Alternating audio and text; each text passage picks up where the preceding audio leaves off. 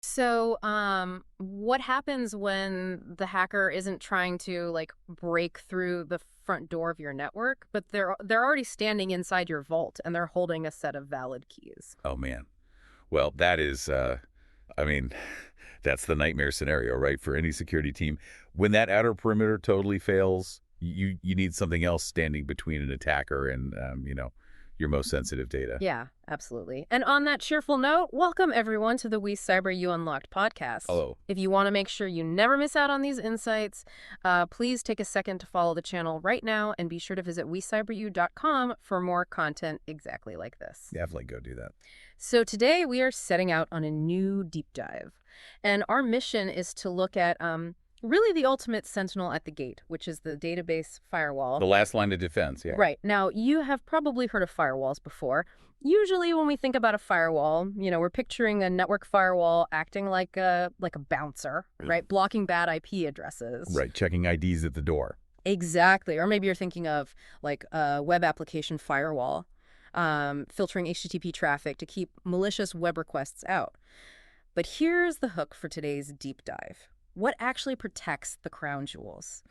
Like, when someone slips past all those outer walls, what is stopping them from watching right up to the absolute most sensitive information your company owns and just, I don't know, walking out with it? Yeah, and it's a massive problem, honestly. And solving it requires a pretty fundamental shift in how you think about security architectures in general. Because it's a totally different layer. Exactly. Yeah. A database firewall, it operates at a much, much deeper level than those traditional perimeters. Yep. It's not just looking at, where a packet of data came from or what IP address it has. Okay. It is actually fluent in database protocols. Wait, fluent? Yeah. It speaks the language of the database itself, which means it actually understands the SQL queries being made, and it analyzes user behavior in real time. Its entire purpose is to basically ensure that every single request made to the database is legitimate, authorized, and consistent with expected behavior before that request is ever executed by the server. Okay, let's unpack this for a second, because before we jump into the actual mechanics of how it,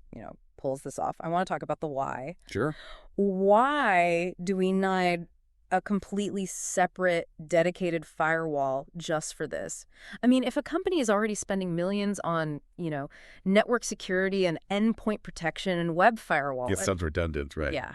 Shouldn't that be enough to keep the bad guys out? Well, to understand the why, you really have to look at the concentration of value. Okay. Databases are, without a doubt, the absolute crown jewels of any organization. Think about what is actually stored in there. The really good stuff. Right. It's not just like random files. Yeah. It is your raw customer records, your financial transactions, banking details. Oh, yeah. You've got employee payroll information, highly sensitive healthcare records, intellectual property, trade secrets. Basically everything you don't want on the internet. Everything.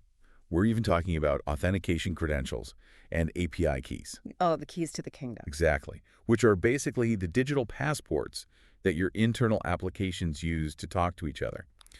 So because the concentration of value is so staggeringly high, databases are the primary target for advanced persistent threats. Because that's where the money is. Yeah.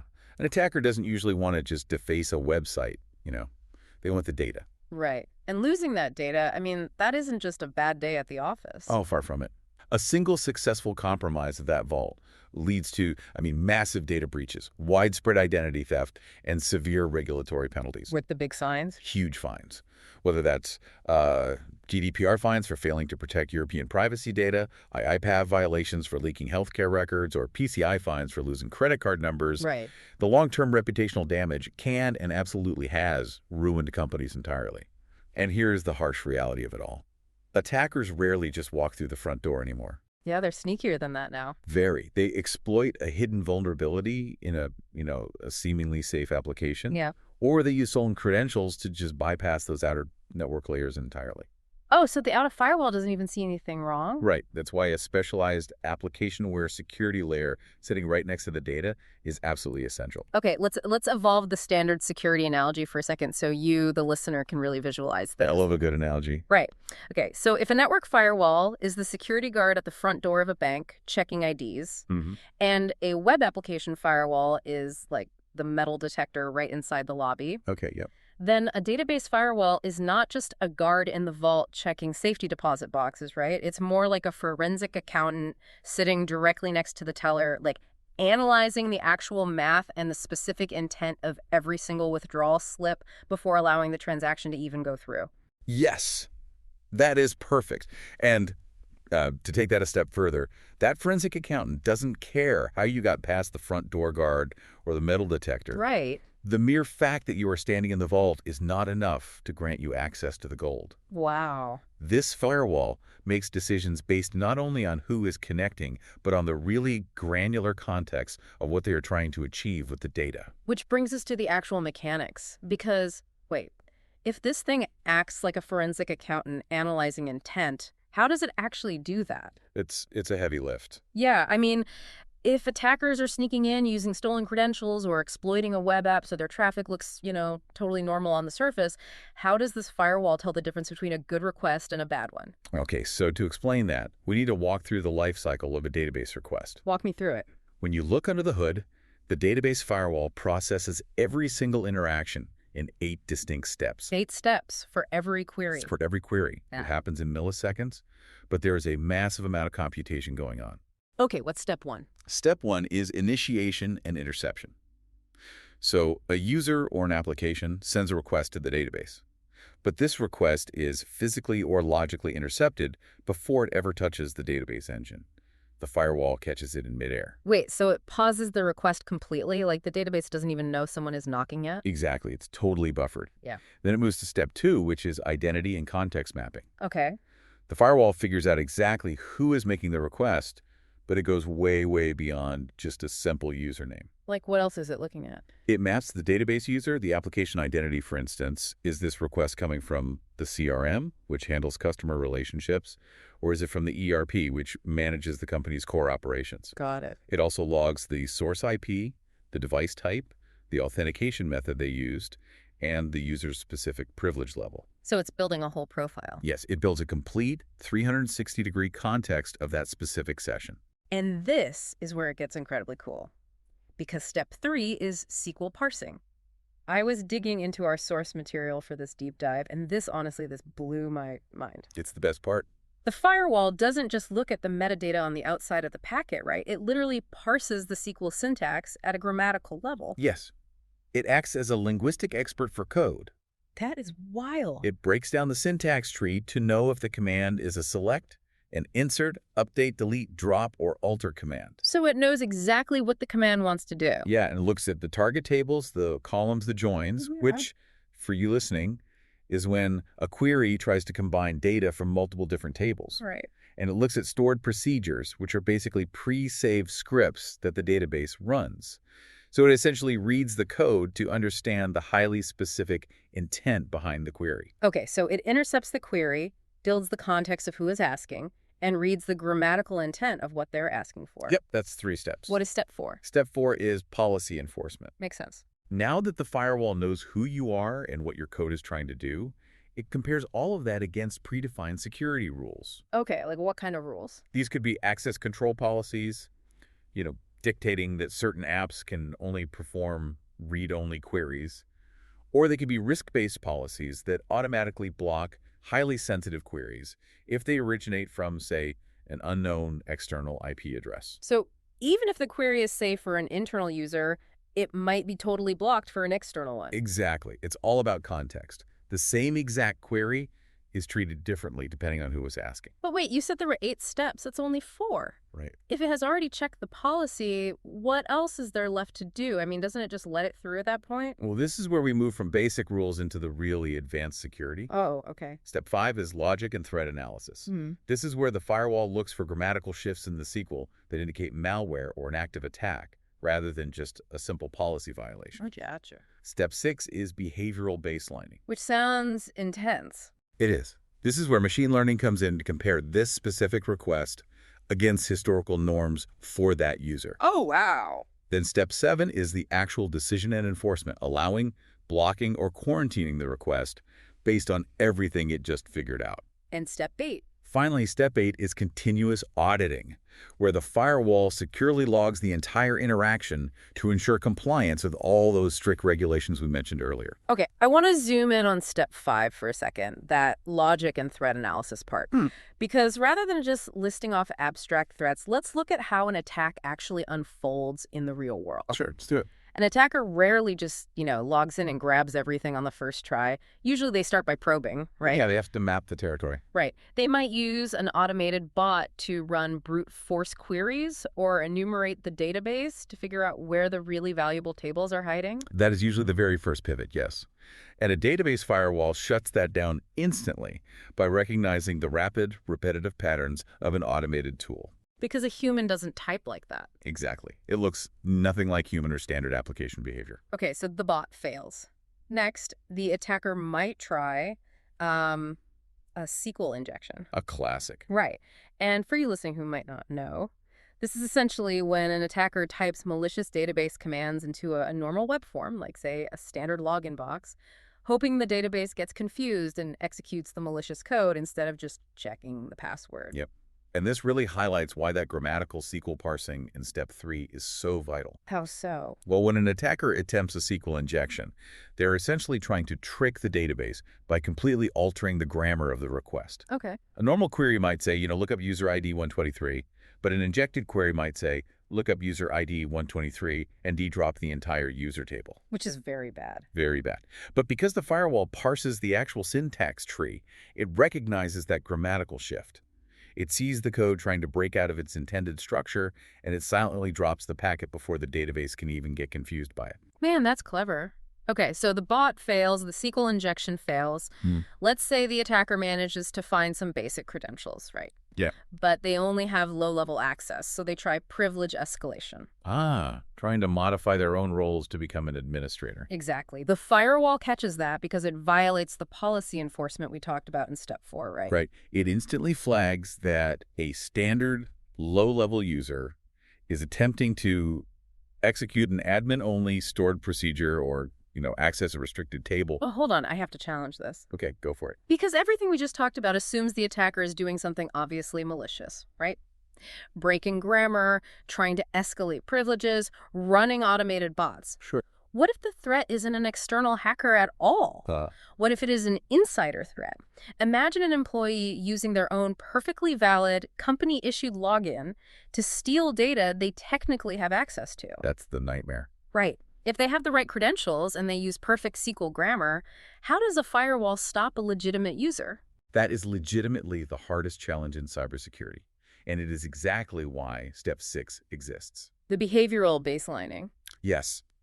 Modern database firewalls don't just rely on static rules. They use machine learning and AI to establish what normal looks like for every single entity on the network. So it's constantly watching. Constantly. Over time, the firewall learns your specific query patterns, the volume of data you typically access, the hours you normally work, and the specific applications you usually use. So it basically builds a digital fingerprint of my daily routine. A highly, highly detailed one. Okay. So to use a really clear example from our sources, Uh-huh. imagine a user in the payroll department. Okay. They normally work 9 to 5, and they usually run queries against employee salary tables. Makes sense. They're in payroll. Right.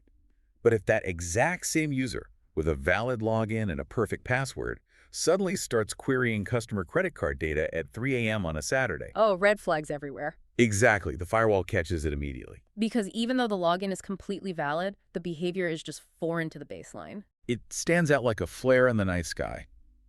The firewall instantly recognizes this major deviation from normal behavior and moves to step 7, which is enforcement. And what does it do? Does it just block it? It has options. It can allow the query if it decides the anomaly is actually low risk. It can block it if it violates a strict policy. Okay. It can quarantine the session, which kind of forces security teams to manually review it. Or in a high-risk scenario like that 3 a.m. credit card query, it can perform a session termination, forcibly severing the entire database connection. Just pulls the plug. Just pulls the plug. But there's one more enforcement action in step 7 that is incredibly fascinating, and it's called virtual patching. Virtual patching. Let me translate that. You were saying the firewall can patch the database without the IT team actually updating the database software. Yep.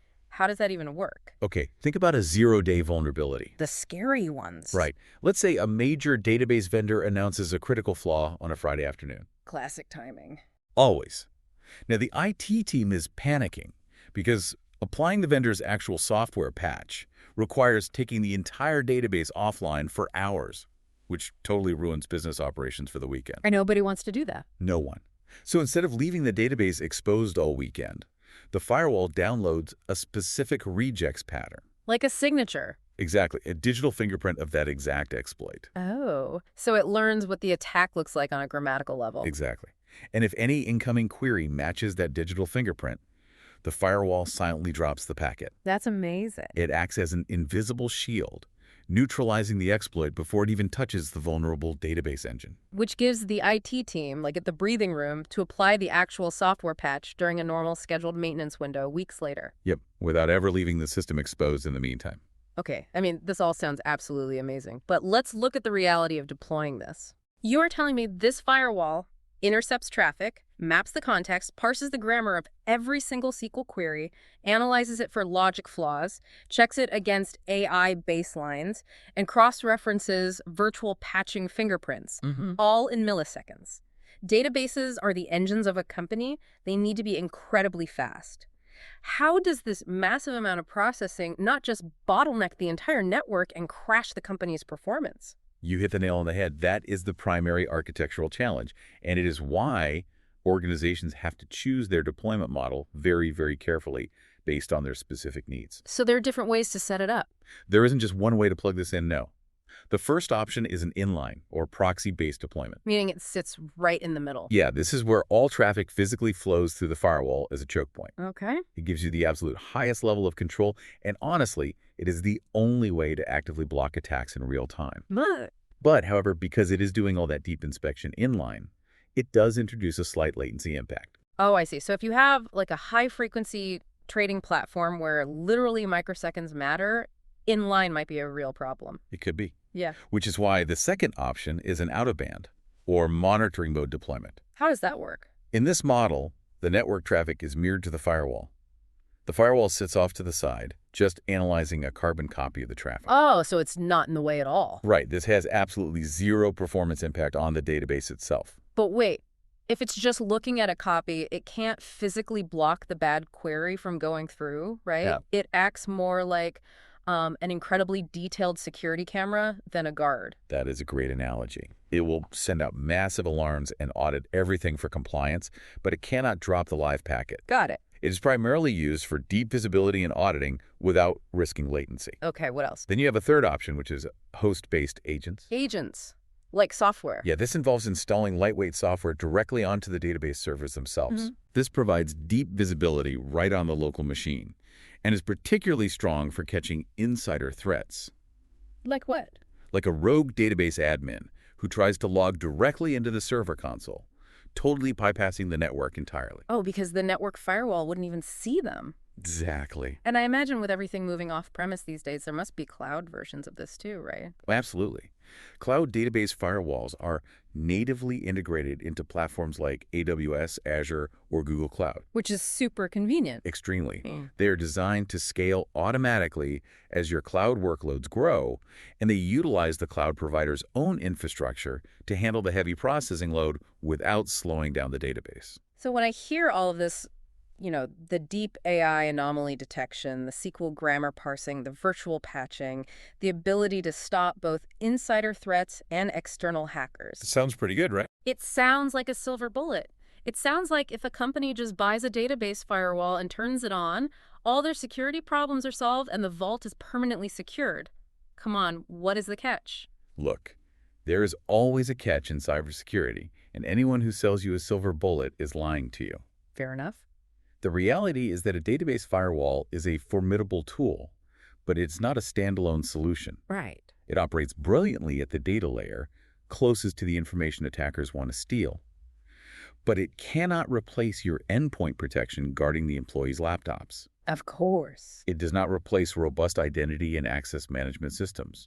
It cannot fix terribly designed, insecure applications, and it certainly does not replace your traditional network firewalls. So it really is just one slice of the pie. A critical slice, but yes, Furthermore, it is not a set-it-and-forget-it's piece of technology. Nice to maintain it. Heavily. If you don't spend the time continuously tuning it, properly configuring the access policies, and integrating its alerts into your broader security operations center. What happens? Well, it will either block legitimate traffic Yeah. and frustrate your employees, or it will generate so many false alarms that your security team ignores it entirely. The boy who cried wolf. Exactly. Yeah. It must exist within a broader defense-in-depth strategy. That makes total sense. So to summarize what we have unpacked today for you listening, the database firewall truly is the ultimate last line of defense. We spend so much time and money worrying about the perimeter, reinforcing the front door and the lobby. But this technology ensures that even if the perimeter is completely breached, even if an attacker is standing right there in the vault with stolen keys and seemingly valid credentials, the actual data remains locked down, grammatically analyzed, and fiercely protected. It really is. It is the forensic accountant that never sleeps, continually questioning the intent behind every single interaction. And as we look to the future of this technology, I want to leave you with a final thought to ponder. Oh, let's hear it. As the machine learning algorithms inside these firewalls get more and more advanced, we are rapidly moving away from a world of static security rules toward dynamic AI-driven behavioral security. Okay. These systems are learning our baseline behaviors down to the millisecond, how we type, when we click, what data we naturally gravitate toward. Which is amazing, but... It is fascinating for security, but it raises a profound question. As this AI gets better and better at baselining humanity, how long until our security systems know our digital habits and intents better than we know them ourselves? Wow, that is a wild and slightly terrifying thought to end on, but we'll leave it there. Thank you so much for breaking all of this down and exploring this with me today. It was a blast. Thanks for having me. And to you listening, thank you for joining us on the WeCyberYou Unlocked podcast. Please make sure you take a moment to follow the channel and visit WeCyberYou.com for more deep dives into the unseen systems that keep our digital world turning. Stay curious, stay secure, and we will catch you on the next deep dive.